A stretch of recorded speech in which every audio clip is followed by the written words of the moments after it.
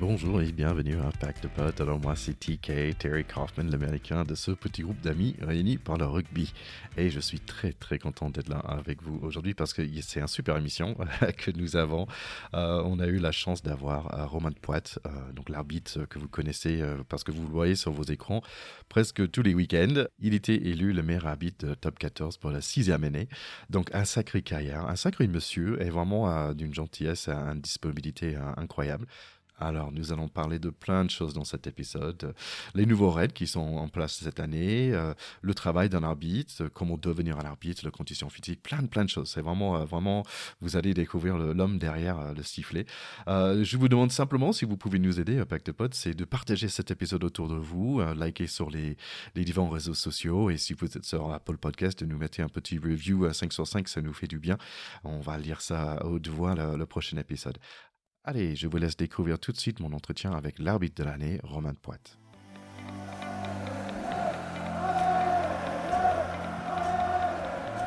Je suis très content d'être là aujourd'hui avec Romain Poite. Donc, Monsieur Poite, merci d'être venu à Pacte Pote.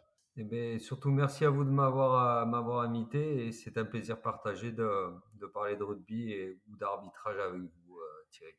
On va démarrer par là. En fait, j'ai plein de questions par rapport à ce sport, par rapport à votre métier d'arbitre, mais on va démarrer avec des nouveaux règles parce que cette année, je trouve qu'il y a pas mal de règles qui ont changé. Donc déjà, avant d'aller dans le détail, d'où ça vient en fait ces nouvelles règles dans Top 14? Alors en fait, il faut savoir que les règles, elles changent très peu dans le rugby parce que c'est déjà un règlement qui est très complet et très complexe aussi. Et fondamentalement, elles avaient changé en 2007. Et toutes les actualisations qu'on avait depuis 2007, c'était essentiellement des directives qu'on nous demandait de repointer du doigt et de retravailler. À l'intersaison qui a précédé cette saison 2021-2022, il y a eu par contre 5 changements notables de règles. Donc le processus de mise en place des règles, c'est très simple, c'est que World Rugby réunit des anciens joueurs, des anciens entraîneurs, des anciens dirigeants, des gens qui sont là pour penser jeu et penser règles, et qui se mettent autour d'une table et qui réfléchissent aux évolutions du jeu, aux évolutions de la règle par rapport au jeu. Et ensuite, ils établissent des nouvelles règles ou des nouvelles approches qui sont d'abord testées dans les Coupes du Monde de moins de 20 ans et qui ensuite sont adoptées ou pas par les différentes compétitions. Et là, au niveau de tout l'hémisphère nord, c'est-à-dire la première chip pour les Anglais, la Rainbow Cup les Celtes et aussi pour le championnat français et italien, on a adopté 5 nouvelles règles qui sont assez simples, mais qui auront peut-être un impact sur le jeu. D'accord. Donc j'entends qu'en fait, c'est quelque chose qui suit des décisions qui étaient déjà faites il y a un certain temps. Et là, on est en train de plutôt peaufiner des règles qui étaient un peu l'idée de la règle était déjà mise en place avant. Par rapport à des personnes qui sont impliquées, est-ce que vous avez un impact sur ces règles-là aussi? Alors c'est une très bonne question. En fait, les arbitres n'ont pas d'impact sur les règles. On ne discute pas les règles. Nous, on nous livre le projet terminé et achevé. Et ensuite, il y a une expérimentation qui se fait évidemment dans notre championnat. Mais dès lors que cette expérimentation est introduite dans le championnat, c'est quasiment une nouvelle règle qui sera conservée puisqu'elle a été déjà mise à l'étude, comme je disais tout à l'heure, chez les jeunes, notamment Ouais. dans les Coupes du Monde de moins de 20. Et donc nous, même si on a des avis sur la règle, on n'est pas là pour donner notre avis, on est là juste pour l'appliquer. Donc on nous demande gentiment, on nous fait des présentations techniques. Après, on échange avec les entraîneurs aussi pour recueillir leurs questionnements et leurs approches par rapport à ces nouvelles règles. Mais nous, on est là juste pour les appliquer. On n'est pas du tout décideur d'une nouvelle règle ou pas. D'accord. Et déjà, on va parler de cette rôle, je pense que de l'arbitre en rugby, surtout un peu éducateur, parce que j'imagine cette année, ça va être un peu ça aussi. Est-ce que vous pouvez nous éduquer? Bon, on va toucher un peu ces règles un par un. Donc, le 50-22, est-ce que vous pouvez nous expliquer rapidement? Alors le 50-22, en fait, c'est une règle qui tourne plutôt autour du jeu et la pratique du rugby. C'est-à-dire qu'elle a été mise en place pour dédensifier les premiers rideaux défensifs et ouvrir un peu plus d'opportunités pour le jeu avec le ballon porté. Et donc, limiter le nombre de défenseurs dans ces lignes de défense et les faire reculer. Et donc, c'est une règle. Alors, dès lors on va réceptionner un ballon dans son propre camp, qui part de la ligne médiane, c'est-à-dire des 50 mètres, jusqu'à sa ligne de ballon mort, et qu'on va effectuer un coup de pied qui sortira indirectement en touche dans la partie adverse, dans les 22 mètres adverses, on aura à la fois le gain de terrain, c'est-à-dire on jouera la touche là où le ballon est sorti, et aussi le lancer à condition que toutes les conditions soient réunies pour justement valider ce coup de pied. Donc les conditions, c'est assez simple, c'est que ou alors l'adversaire a porté le ballon dans votre propre partie de terrain, la moitié de terrain, des 50 à sa ligne de ballon mort, ou alors il y a eu une mêlée spontanée ou un maul qui a été créé, et à l'issue de cette phase-là, on va donner un coup de pied de façon indirecte, et après il sortira. Après, s'il sort avant les 22,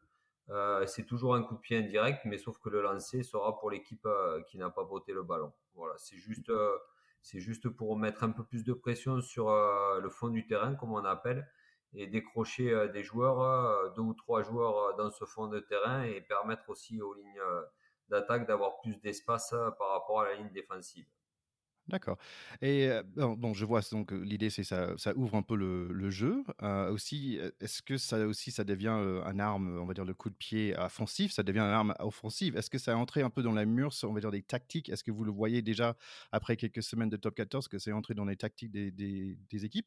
Eh bien, on avait un petit peu peur. La question est très intéressante encore. On avait un petit peu peur que ça multiplie le jeu au pied, et pas forcément le jeu à la main, parce que le but du jeu, c'était quand même de créer plus d'opportunités aux lignes d'attaque avec le ballon porté. Et on avait peur que justement ça multiplie les coups de pied offensifs, et qu'on se retrouve avec des matchs pas très alertes et pas très agréables à voir. Et finalement, sur les matchs amicaux, on a eu déjà un premier retour, et les équipes ne mettaient pas forcément en place la multiplication des coups de pied.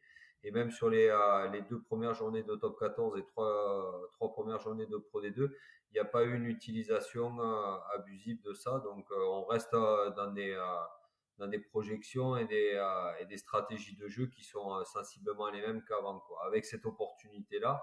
Mais bon, pour l'instant, on n'en est qu'au début, et peut-être que quand le résultat va être important et que ça va se tendre entre les clubs, il y aura peut-être plus d'utilité à jouer au pied. Mais aujourd'hui, on est quand même assez satisfait, parce que la première volonté, c'est de jouer et de porter le ballon avec la main. Et donc un autre nouveau règle, c'était, l'apparition de coups d'envoi quand le ballon, est dans le long boot, si j'ai bien compris, c'est quand c'est pas aplati. Donc maintenant, le ballon, plutôt à revenir sur 5 mètres, ça va à l'équipe de défense, pour faire un drop.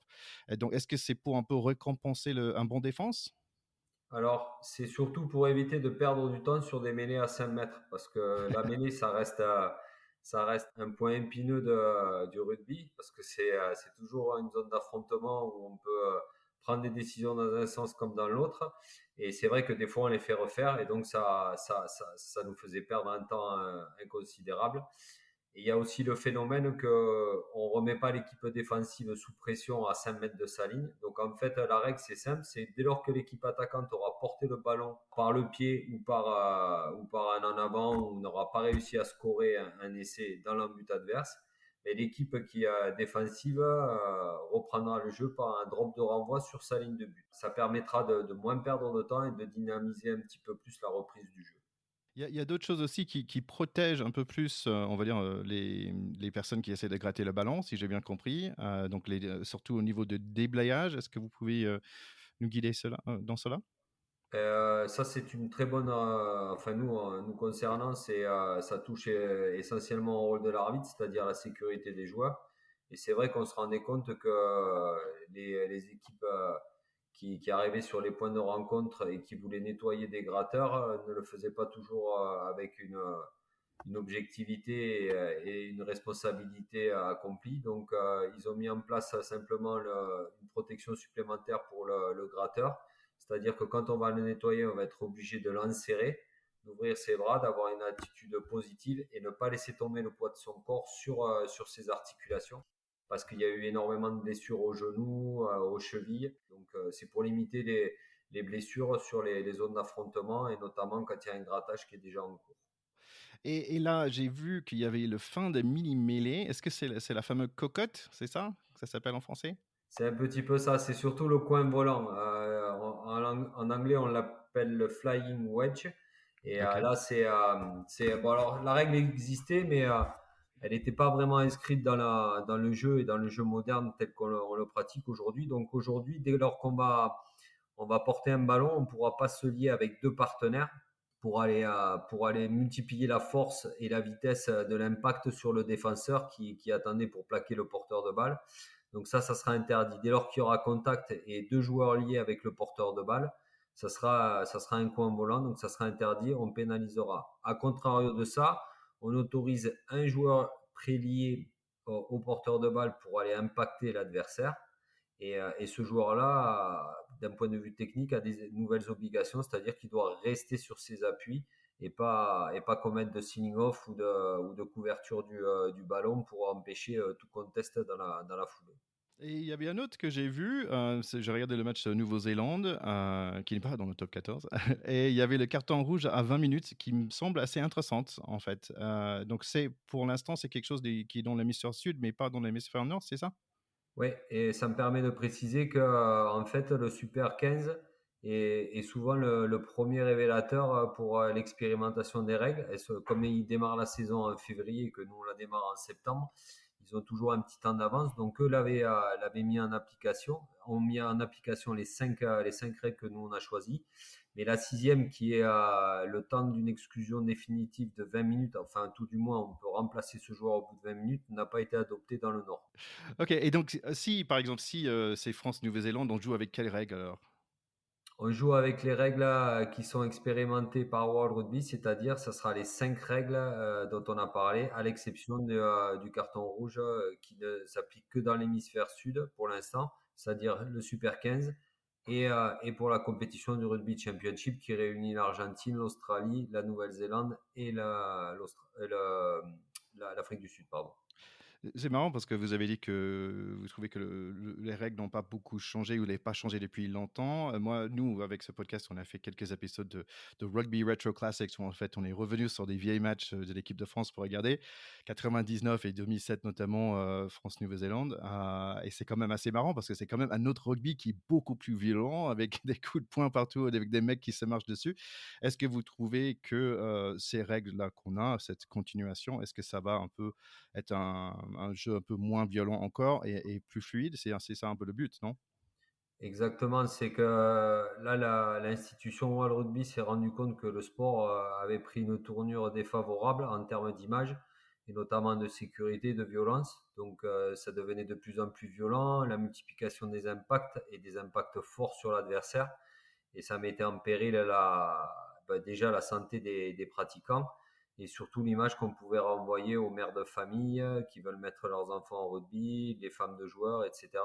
Donc il y a eu une prise de conscience il y a quelques temps et des réajustements parce que tout à l'heure je disais il n'y a pas eu de changement en profondeur dans la règle, c'est surtout parce que c'est un sport très légiféré et très complexe. Il y a énormément de règles, dans les règles il y a des sous-règles, donc en fait souvent les gens pensent qu'on change la règle ou c'est une nouvelle règle, mais c'est juste qu'on remet le doigt là sur quelque chose qu'on avait un petit peu laissé de côté. Donc oui, on avait l'obligation de justement régler ce problème sécuritaire et surtout régler l'image de ce sport qui est un sport de contact, d'affrontement, mais aussi un sport d'évitement. Donc il fallait qu'on retrouve l'équilibre. Donc on a beaucoup travaillé sur la sécurité des joueurs et notamment aussi sur la maîtrise du geste. C'est-à-dire que les joueurs maintenant doivent maîtriser tous leurs gestes. On le voit sur les plaquages, on leur demande d'avoir du discernement, de la maîtrise sur la façon de plaquer, d'avoir des images positives, comme là aujourd'hui pour le gratteur, où on va lui demander de clairement enserrer son adversaire pour le nettoyer et pas tomber comme un point mort sur ses articulations. Et c'est les deux credos en ce moment, c'est la sécurité et surtout la maîtrise du geste par le joueur pour pas que l'arbitre siffle quoi, deux fois. Je trouve ça intéressant quand même parce que ça montre quand même toujours un envie d'évolution dans ce sport. Ce que, par exemple, moi, je suis américain, donc NFL, bien sûr, c'est mon sport. Normalement, j'ai grandi avec. Et je pense que les règles, ils n'ont pas beaucoup changé. Je vois toujours des têtes contre têtes directes. Mais bien sûr, on a des casques et tout ça, et c'est super impressionnant. Mais j'ai pas beaucoup vu de beaucoup de changements à ce niveau-là liés à la protection des joueurs. Et je pense que NFL aussi, ça commence d'être important pour les parents est-ce qu'ils vont laisser leur enfant jouer au football, quoi. Le rugby s'inspire de tous les sports, hein, notamment les sports qui sont très proches, comme le football américain. Et c'est vrai que les commotions, même avec des joueurs casqués, ça s'est multiplié et ça devient c'est aussi un problème, j'imagine, dans le football américain. Et nous, on s'est retrouvé aussi dans les mêmes problématiques, c'est-à-dire que maintenant, un head clash, tête contre tête, c'est plus simplement un fait de jeu ou un accident de jeu, quoi. Ça doit être traité comme du jeu déloyal, c'est-à-dire que ça touche à la sécurité du joueur. Et maintenant, c'est le sacro-saint du rugby français, c'est la protection des joueurs pour que tout le monde puisse jouer avec les mêmes chances et surtout en sécurité, parce qu'on ne fait pas un sport, même s'il est professionnel, pour être handicapé ou être gravement blessé ou voire même décédé pour certains. Et ça, on voulait pas au rugby que ça arrive. Donc, on a moins de protection que le football américain, mais on tire aussi les enseignements de ces sports-là qui nous amènent à des réflexions et justement, on se tourne plus vers des côtés sécuritaires, comme le 13 ou le rugby à 13 qui inspire énormément le 15. Donc voilà, il y a encore des différences entre les deux, mais tout ce qui se fait à 13, ben, on le retrouve aussi à 15 et on essaye justement de régler le problème pour que tout le monde soit équilibré et que toutes les pratiques soient équitables. J'avais une réflexion là-dessus. Est-ce que ça veut dire que les plaquages, tête contre tête, et les plaquages qui sont limite un peu aujourd'hui, je trouve qu'ils sont sanctionnés. Et je pense que nous, le public, on n'a pas forcément l'habitude. Bon, chacun va dire, ouais, un tel, mais je trouve que peut-être pendant 2, 3 ans, ça va être beaucoup sanctionné à chaque fois pour que nous aussi, le public, on prend conscience, tout comme les joueurs, de dire non, non, ça, c'est plus acceptable. Oui, c'était acceptable il y a 2 ans, mais d'ici 5 ans, bah, ça va être plus le cas. On verra beaucoup moins euh, des choses, des jeux déloyaux, vous avez dit. Du jeu loyal. Et, et cette idée que le défenseur doit prendre sa responsabilité de baisser, en fait, de se baisser dans le plaquage. Ouais, il faut avoir la maîtrise de son geste et pour les plaquages, on a encore meurtri parce qu'on a encore des cas et on le voit tous les week-ends où on met des jaunes, des rouges.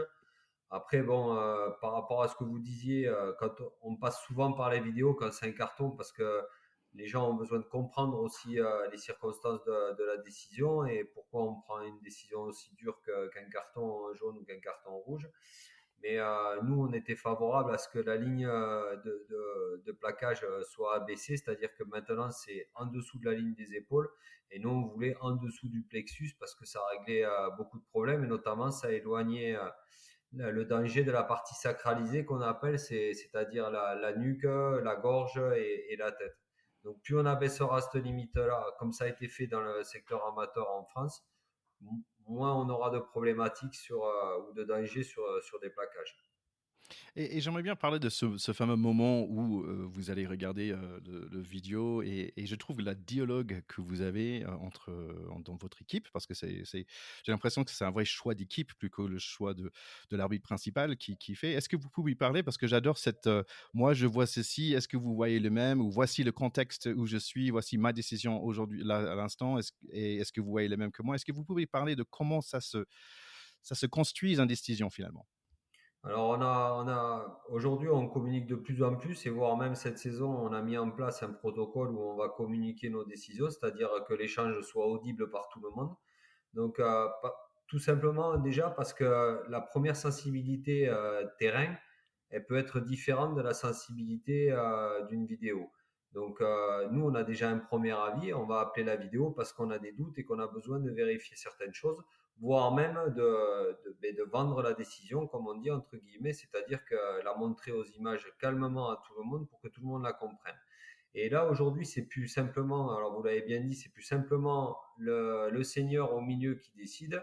C'est toute une équipe qui va construire la décision. Donc l'arbitre, lui, exprime sa vision de l'action.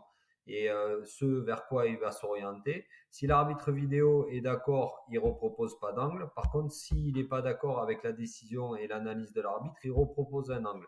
Mais dans cet échange-là, les arbitres de touche maintenant viennent se rapprochent de l'arbitre et c'est comme une mini-réunion où chacun va exposer ses arguments. La décision finale appartient toujours à l'arbitre central, mais si les arbitres assistants ne sont pas d'accord avec l'analyse qui a été verbalisée par l'arbitre, eh bien, ils rentreront pour justement soumettre d'autres idées et pour faire en sorte que la décision soit la plus juste et la plus précise possible. Et vous, dans votre travail, un jour, vous êtes, on va dire, l'arbitre principal. C'est une équipe de combien de personnes, en fait?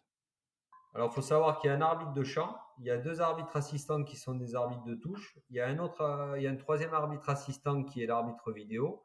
Ensuite, il y a deux arbitres sur le bord de touche. Donc, ça fait six qui sont le 4 et le 5 qui sont chargés de tout ce qui est remplacement, gestion des cartons, gestion des bancs. Et en plus de ça, il y a un représentant fédéral qui est le timekeeper, qui gère tout ce qui est temps et qui remplit toutes les tâches administratives d'avant et après match. Donc ça fait pas mal de monde, ouais. Mais on arrive à se tromper quand même avec autant de monde sur un terrain. Ouais, ça, c'est une question que j'ai aussi parce que je trouve que votre métier, il est très intéressant, il est très complet. Il y a beaucoup de «muscles» entre guillemets, et beaucoup de maîtrise qu'il faut avoir et j'aimerais bien toucher, un peu à tous ces muscles. Moi, je vois, aux muscles ou maîtrise, moi, je vois, par exemple, il faut un condition physique. Et je me demande, OK, est-ce que vous avez, des tests à faire, pour être un arbitre? Est-ce que vous avez un régime en particulier? Est-ce qu'il y a un âge limite, et ce genre de choses? Alors, oui, c'est un sport qui requiert du haut niveau, donc de la performance. Donc, il y a déjà des entraînements avec des GPS. On est suivi par des prépas physiques. Donc, toutes nos séances d'entraînement, eh ben, moi, juste avant notre réunion, j'ai rentré mes fichiers de la semaine, puisque demain, c'est une autre pratique.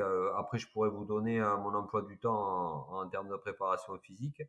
Mais j'ai rempli. Ensuite, en match, on porte un GPS, donc on fait entre 7 et 8 km par rencontre, avec des intensités maximales, etc. Donc la préparation, elle est forcément adaptée. Et donc ensuite, on a des tests physiques. Alors on en a 2 à 3 par saison. Au niveau top 14, au niveau national, on a 2 à 3 tests physiques par saison qui sont le yo-yo australien, pour ceux qui connaissent, c'est-à-dire à la navette. On fait toutes les 10 secondes. Enfin, on fait 20 mètres aller-retour.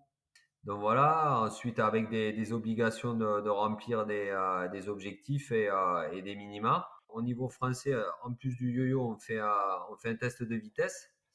Donc ça c'est un 40 mètres où ils prennent les temps intermédiaires 10 mètres, 20 mètres, 30 mètres, 40 mètres, etc. Ah, Et ensuite, au niveau Wallrugby, on rajoute la biométrie, c'est-à-dire les tests de masse grasse, etc., le rapport poids-taille. Donc, ouais, ouais, il y a un suivi qui est déjà national avec un préparateur physique français. Et ensuite, pour les arbitres internationaux, on rentre toutes nos données et on est suivi par un préparateur physique à Wallrugby qui était avant néo-zélandais et qui est aujourd'hui irlandais. Donc, il vient d'être nommé cette semaine. Et donc, voilà. Non, non, des obligations d'entraînement. C'est sûr que le métier d'arbitre, c'est pas une heure et demie par week-end, c'est pas une heure et demie dans la semaine où on travaille. Non, non, il y a des préparations physiques, des préparations mentales, des préparations aussi de matchs vidéo, d'analyse, etc. Retour sur la performance sur ce qu'on a fait le week-end d'avant. Et puis, ben, là, ce matin, après ma séance, j'ai commencé à analyser les deux équipes que je vais diriger samedi après-demain. là, au niveau de physique, au moins, vous gardez en forme, en fait?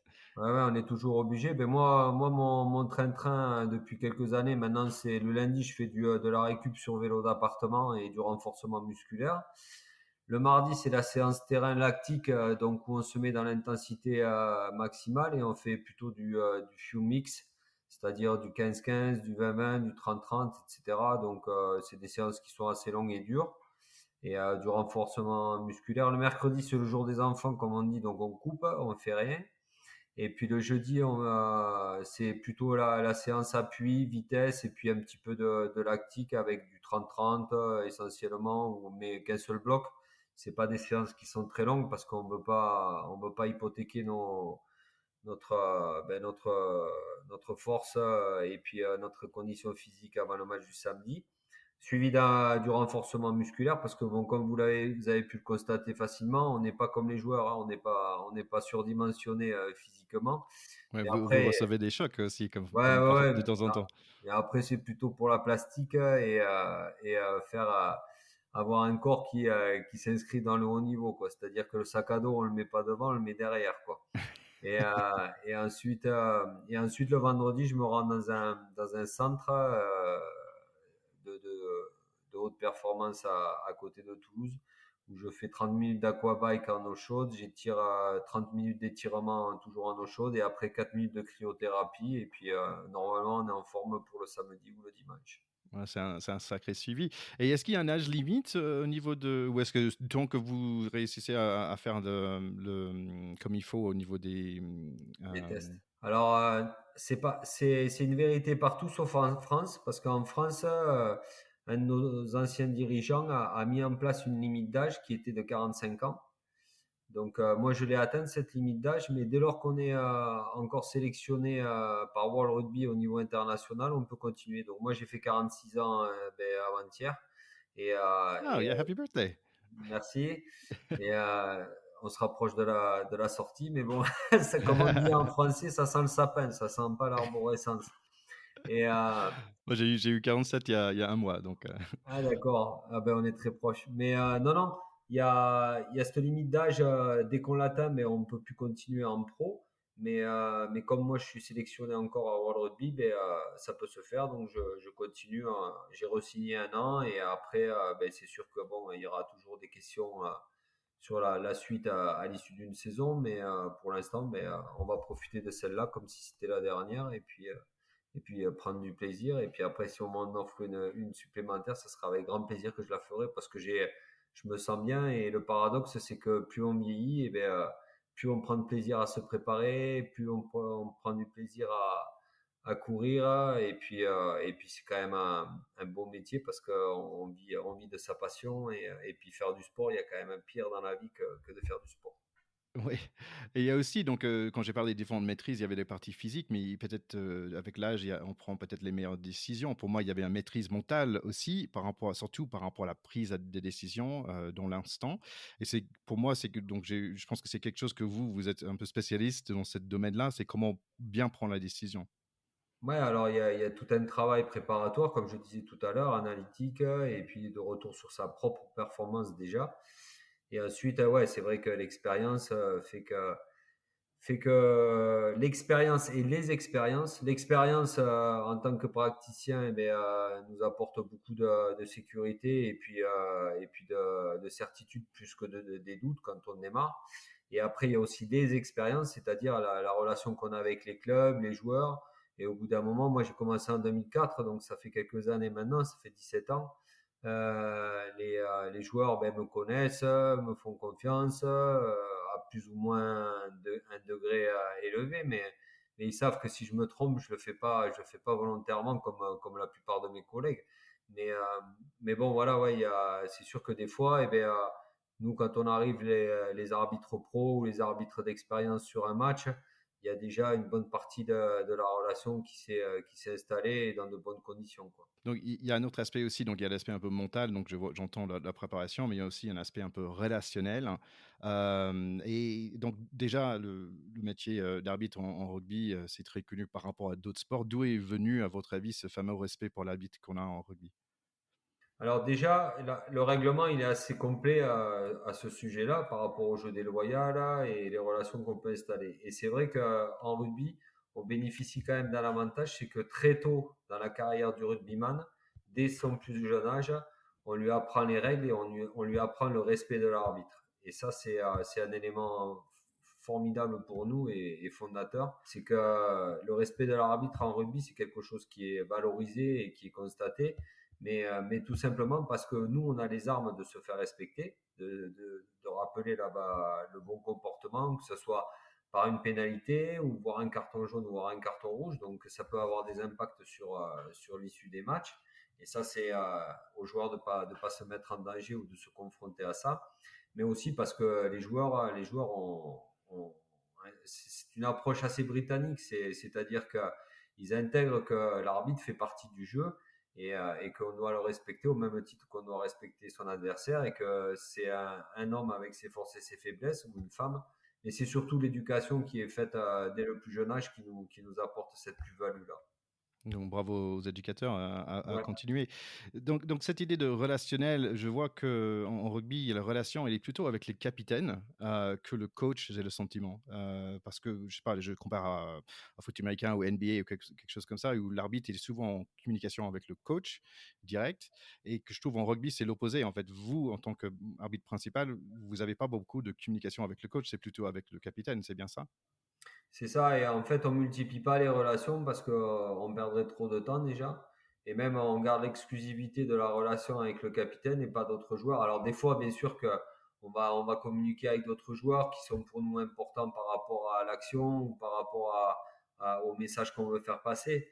Par exemple, quand le capitaine, c'est un ailier, et qu'on veut parler de mêlée, on va aller directement parler au talonneur. On va pas appeler l'ailier qui fera un compte rendu de ce sera une perte de temps et l'impact du message, il faut qu'il soit immédiat. Donc on garde l'exclusivité avec le capitaine parce que c'est une relation qu'on commence dès les vestiaires avec le TOS, avec d'échanges et qu'on ne peut pas se perdre à discuter avec beaucoup de personnes parce qu'on perdrait déjà un temps considérable le temps de jeu effectif dans une rencontre de rugby, ça varie entre 35 et 40 minutes quoi, en moyenne donc sur 80. Donc imaginez si on devait rajouter la communication ou des réunions de tupperware avec l'entraîneur, ça serait, je pense qu'on embêterait très vite les téléspectateurs et les spectateurs. Ouais. Bah, c'est mieux quand même pour le foot américain. Je pense qu'un match de NFL, c'est 3 heures, 3 heures et demie, et au niveau Ouais. de temps de jeu, vraiment, c'est genre 20 minutes. Ah, puis en plus, on interagit que sur les joueurs, ceux qui sont sur le terrain, pas les entraîneurs. Donc, Ouais. le but du jeu, autant s'adresser à la personne qui va vraiment, véritablement être un relais pour nous, quoi. Et bon, c'est un peu une blague, mais quand même, quand vous dites au capitaine, allez les mecs, ça fait trop de fautes et tout, va parler avec vos équipes, sinon c'est le carton. Est-ce que vous voyez vraiment un changement dans le match, un changement de comportement? Alors des fois on le voit pas, mais nous ça nous permet de valider et d'asseoir un peu plus la décision du carton jaune parce qu'on aura prévenu. Faut savoir qu'on n'aime pas forcément donner des cartons jaunes, mais c'est déjà un avertissement pour les joueurs, mais aussi pour tout le monde quoi. Et dès lors qu'on sortira le carton jaune, on prendra personne par défaut. Il y a cette obligation de parler au capitaine. Et après, souvent quand on parle à un capitaine, c'est parce que ce sont des fautes répétées. Après, quand il y a un joueur qui fait des fautes répétées eh bien, on va l'appeler, mais quand on demande à un capitaine de rappeler la bonne discipline à tout le monde, c'est parce que ce sont des fautes collectives et des joueurs différents. Donc, on va pas appeler les trois quatre joueurs un par un pour leur dire il faut plus faire ça, il faut plus faire ça. Et là, c'est plutôt un appel général. Mais après, si c'est un joueur en particulier, on va cibler la relation et le message avec ce joueur-là. Ouais. Ouais, c'est intéressant parce qu'il y a un vrai rôle de moi, j'étais formateur pendant longtemps et quelques années de prof aussi, et je vois un lien entre cette histoire de prof dans le sens qu'il faut enseigner, dans un sens, surtout les règles, les nouveautés, mais aussi garder un relation, qui on peut apprécier certaines personnes, mais on n'est pas dans l'amitié. Il faut une distance entre joueur et arbitre, et aussi, d'établir leurs règles. Voici, c'est mon terrain, et on joue sur mes règles dans un sens.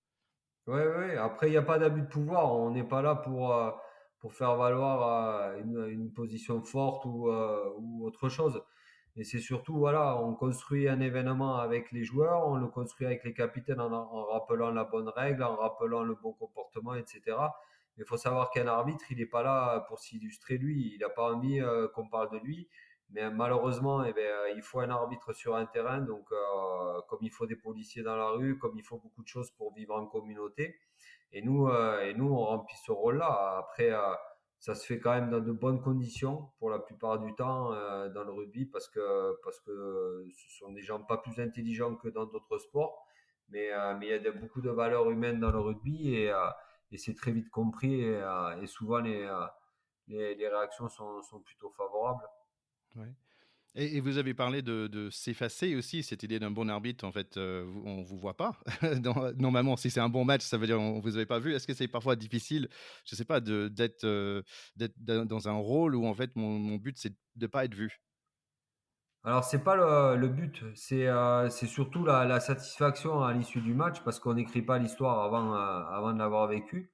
Mais c'est surtout la satisfaction tout simplement d'avoir dirigé une rencontre, accompagné et surtout pas dirigé, accompagné de la meilleure des façons les deux équipes avec beaucoup de respect et de responsabilité par rapport aux deux équipes et que c'est le jeu qui a trouvé son vainqueur.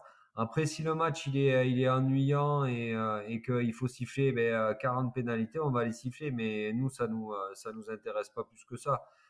Nous on vit le rugby pour le beau jeu, pour assister à des belles rencontres. C'est un privilège d'être arbitre parce que c'est le premier spectateur d'une rencontre. Mais, euh, mais après, je veux dire, on veut pas surjouer notre rôle. Et voilà, à la fin d'une rencontre, quand on a, même si on a sifflé 30 pénalités, que personne n'a de contestation, il y a toujours des points à améliorer dans un match et on fait jamais du 100%. Mais quand on parle pas de nous, c'est que c'est notre petite victoire à nous, quoi. Ouais. Et dans l'autre sens, quand ça part de vous, comment est-ce que, en tant qu'arbitre, on peut rebondir entre guillemets, «un mauvais match» où on a fait des décisions qui étaient pas forcément, tout le monde n'était pas d'accord? 1, comment est-ce qu'on est, entre guillemets, «jugé» ou évalué sur notre rôle d'arbitre et comment, on va dire humainement, de semaine d'après, de dire: «OK, bah, remonter en confiance, remonter de se motiver, on va dire, d'être en confiance pour le prochain match». Alors, au-delà des 800 000 ou des 1 million de superviseurs qu'on a derrière les télés ou dans les stades, parce qu'on est toujours jugé par les autres. De toute façon, à partir du moment où on se met en scène et où on fait partie du paysage public, il faut accepter d'être jugé par tout le monde. Mais après, bien sûr qu'on a des techniciens, des spécialistes. Chaque rencontre est supervisée. Il y a une personne qui vient, c'est essentiellement un ancien arbitre et qui vient justement mesurer et qualifier la performance d'une rencontre de l'arbitre. Donc on échange sur nos désaccords, sur l'incompréhension, etc. Et ça, c'est après chaque match? Chaque match, ouais. Ah ouais, c'est superbe en fait, c'est très bien. Je vais pas faire le service après-vente de la fonction d'arbitre, mais c'est une discipline formidable parce que c'est une remise en question permanente. Et tout ce qui a été bien fait, on va pas le retravailler. Par contre, toutes les erreurs qu'on a commises, on va chercher à les comprendre et on les changera pas parce qu'elles font partie du passé. Le passé est inscrit et on peut pas le changer. Mais en tout cas, on va s'interpeller sur les circonstances qui ont fait qu'on a pris une mauvaise décision et essayer de trouver la solution pour la prochaine fois si on se retrouve confronté à la même situation pour pas commettre l'erreur. Mais après, il y a aussi un paramètre qui est, alors on l'intègre nous plus facilement parce que c'est une pratique individuelle et que dans un collectif, les joueurs l'intègrent moins. Mais un homme, il a ses forces et ses faiblesses et il a ses qualités et ses défauts. Et comme on le disait tout à l'heure, on fait pas du 100%. Donc moi, Mmh. j'ai complètement intégré que dans ma pratique, dans ma profession, je vais commettre des erreurs. Après, à moi de limiter leur impact, à moi de limiter le nombre d'erreurs que j'aurai sur une rencontre. Mais malheureusement, je sais que je suis pas infaillible, je suis pas parfait et que voilà, donc je vais commettre des erreurs. Mais surtout, il y a le travail qui se fait après la rencontre, où il y a ce qu'on appelle le feedback, enfin le retour, et on va aller chercher tous les points qui n'ont pas fonctionné pour essayer de trouver une solution, tout du moins faire en sorte qu'on se retrouve pas dans la difficulté la prochaine fois. Ouais, c'est marrant parce que dans le monde d'entreprise, en fait, on a très peu ça. Ça existe, c'est très rare d'avoir un retour, surtout tous les semaines, de revenir sur: «OK, qu'est-ce qui était bon, qu'est-ce qui était pas bon?» C'est très rare, mais en fait et vous, dans ce contexte-là, vous êtes comme un athlète, exactement. Vous regardez des tapes, pour voir: «OK, qu'est-ce qu'il faut que j'améliore?» Et aussi, il y a un certain, humility, il faut être humble aussi pour dire: «Ah oui, donc là, de savoir nos forces et nos faiblesses», c'est ça que j'entends chez vous et que j'aurais pas forcément pensé par rapport au métier d'arbitre aussi. Ah oui, un arbitre, c'est pas. Enfin, vous disiez par rapport au monde de l'entreprise, moi je fais beaucoup d'interventions en entreprise où je partage justement mon expérience. Mais nous, on a cette facilité-là, c'est qu'on va pas d'objectif en objectif dès le lendemain. Nous, on arbitre le samedi et le match d'après, il est le samedi d'après. Donc, on a toute une semaine pour faire un retour sur notre performance, tirer des enseignements, etc. Comprendre pourquoi cette prise de décision n'a pas été bonne ou une non-décision, parce qu'une non-décision, ça reste une décision aussi, c'est-à-dire quand on n'a pas sifflé ou quand on n'a pas fait le choix de sanctionner. Donc tout ça, c'est important pour déjà grandir en tant qu'homme et grandir en tant que technicien. Donc ça, c'est des éléments essentiels. Et on le fait avec beaucoup de plaisir, même si c'est toujours un petit peu difficile, parce qu'on sait qu'on va grandir et que on prend cette analyse-là sur le côté positif de la chose et pas sur le côté réducteur, parce que voilà, on intègre l'erreur. L'erreur est humaine, hein, comme on dit, errare humanum est, mais il y a aussi des éléments qui peuvent faire qu'on peut améliorer les choses a posteriori. Donc là, vous travaillez pour World Rugby, c'est un de vos patrons. Vous travaillez pour la Ligue nationale de rugby en France aussi. Vous avez aussi fait beaucoup de Coupes de Monde. On croise nos doigts pour vous, pour 2023, ça va être super chouette. Juste rapidement, comment vous êtes arrivé d'être arbitre professionnel? Alors, arbitre professionnel, on n'arrive pas à l'arbitrage ou au rugby en disant, voilà, je veux faire arbitre professionnel, je veux faire des finales de top 14, je veux faire des Coupes du Monde, je veux faire de la Coupe d'Europe, etc. Non, en fait, il y a 3 examens dans l'arbitrage qui sont assez simples. Il y a le premier examen d'entrée, c'est l'examen de stagiaire. Ensuite, il y a le deuxième examen, c'est arbitre de ligue. Et après, il y a l'examen d'arbitre fédéral. Et là, on n'est pas vu à tous les matchs, mais on est vu plusieurs fois dans l'année. Et si les gens trouvent chez nous des aptitudes ou des compétences pour aller au niveau supérieur, donc on monte. Une fois qu'on est fédéral, ben on est classé en fédéral 3, après en fédéral 2, après en fédéral 1, après en pro D2, après en top 14. Si ça se passe bien dans toutes ces divisions, la FFR nous propose pour les rencontres européennes. Si ça se passe bien sur les rencontres européennes, World Rugby nous détecte et puis nous désigne après pour les rencontres internationales. Donc, il n'y a pas, y a pas véritablement de cheminement et c'est pas une profession comme on dit. Voilà, moi je vais faire des études pour être trader, je vais faire des études pour être policier, je vais faire des études pour être inspecteur des impôts, je vais faire des études pour être vendeur dans un magasin, etc.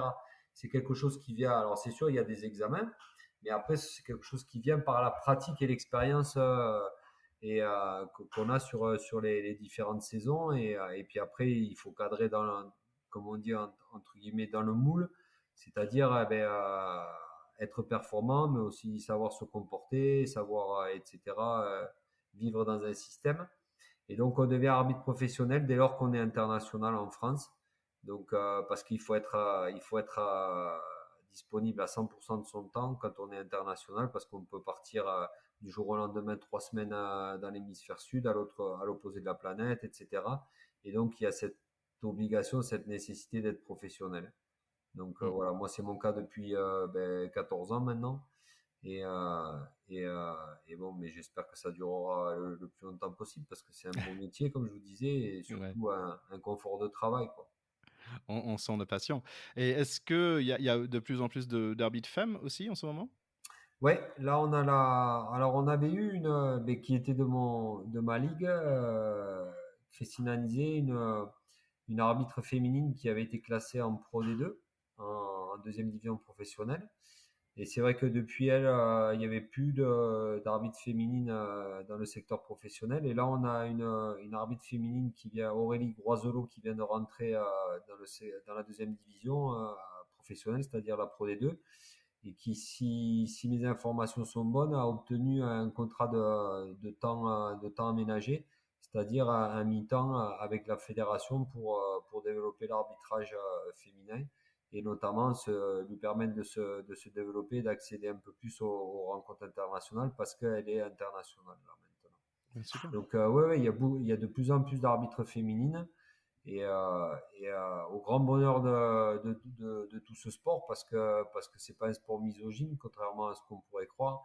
C'est pas que un sport d'hommes, c'est aussi un sport de femmes depuis de nombreuses années.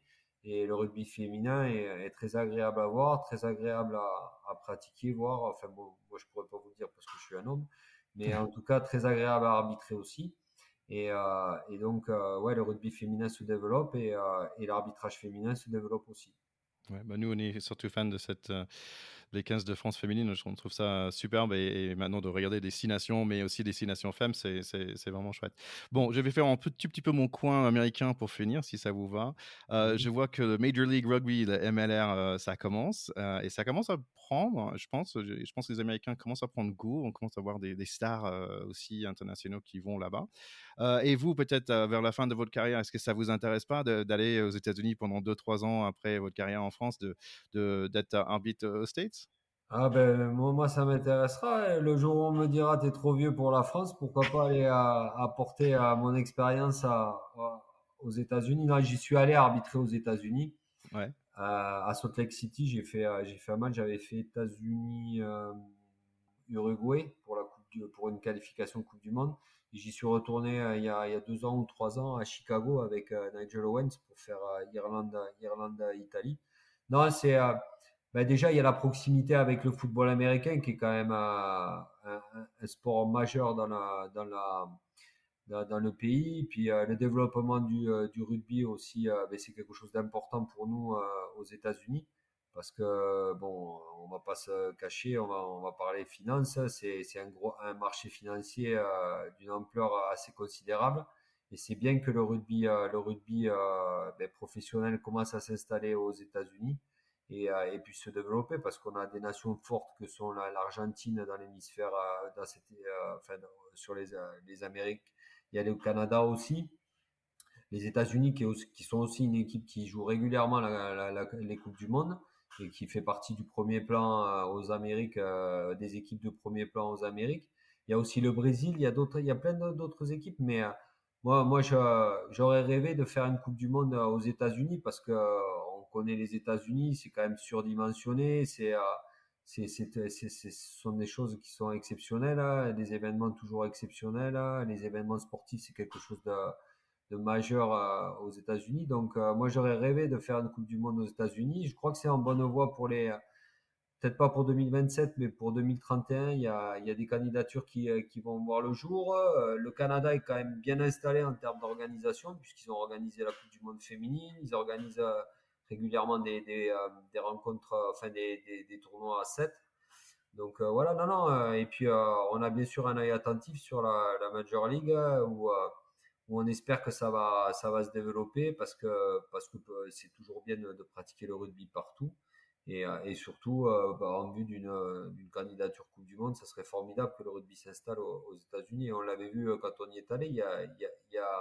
Alors c'est sûr, c'est un microcosmos, c'est pas trop développé, mais bon, il y a une opportunité à saisir et j'espère que le rugby la saisira. Ouais. Ouais. Et il y avait quelque chose que dans la NFL que je pense que ça peut être utile dans le top 14, hein, c'était donc j'avais envie de le partager avec vous. Donc il y avait dans les années 80, il y avait des pubs à la télé qui s'appellent You Make the Call. Et en fait, c'est un truc où c'était l'arbitre, en fait, pas le star exactement, mais en fait, il y avait une action.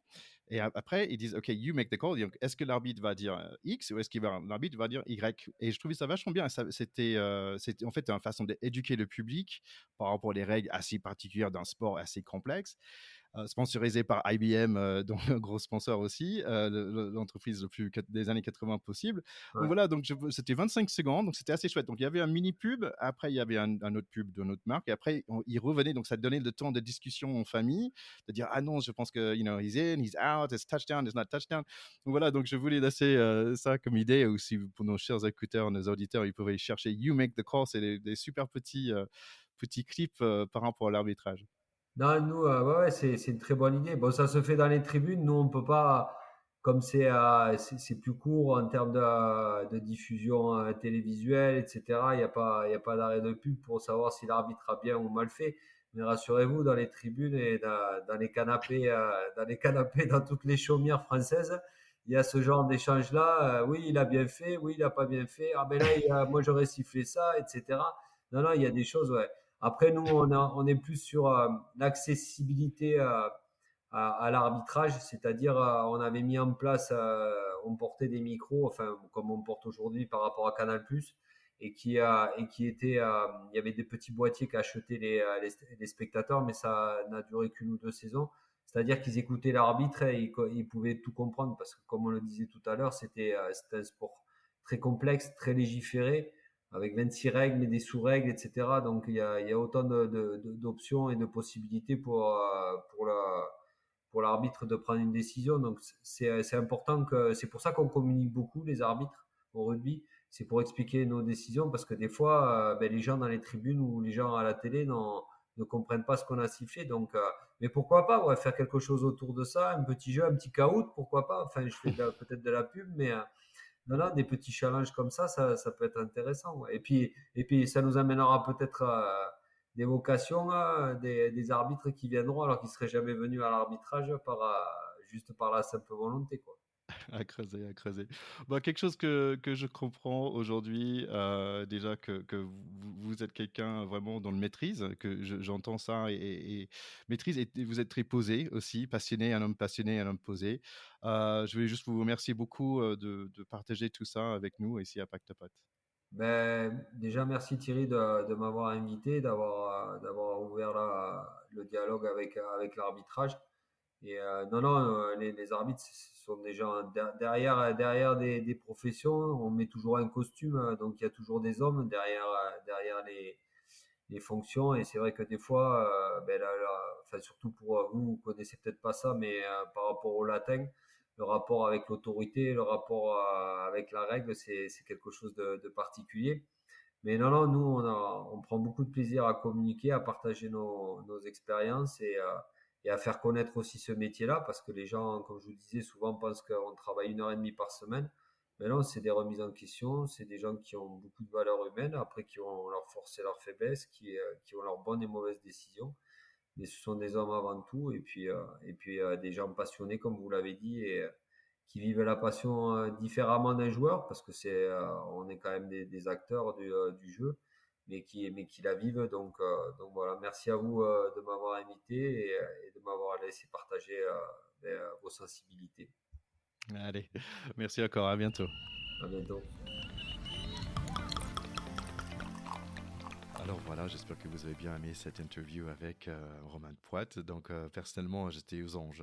Je voulais toujours interviewer un arbitre et j'ai lancé un petit email et Monsieur Poite a répondu très rapidement. Il était très très disponible. Je le remercie énormément pour son temps. Je pense qu'on entend un monsieur qui est très humble, qui a la quête de l'amélioration, qui est vraiment au service de notre sport et qui a envie de communiquer par rapport à sa passion aussi. Donc je le remercie énormément d'être là à Pacte Pot. N'oubliez pas de partager autour de vous, ça fait énormément de bien à notre petit podcast. Ça nous permet d'avoir des invités comme Monsieur Poite, c'est vraiment superbe. Allez, rendez-vous en 2 semaines où je vous prépare un surprise américain. Oui, oui, c'est un épisode sur la NFL avec un des seuls Français qui allait jouer là-bas. Donc ça va être vraiment sympa. Et à très bientôt, on peut parler de notre 15 de France et nos matchs en novembre. Merci beaucoup, dit tout le monde, de nous suivre ici à Pacte Pot et à très bientôt. Bon rugby, ciao ciao.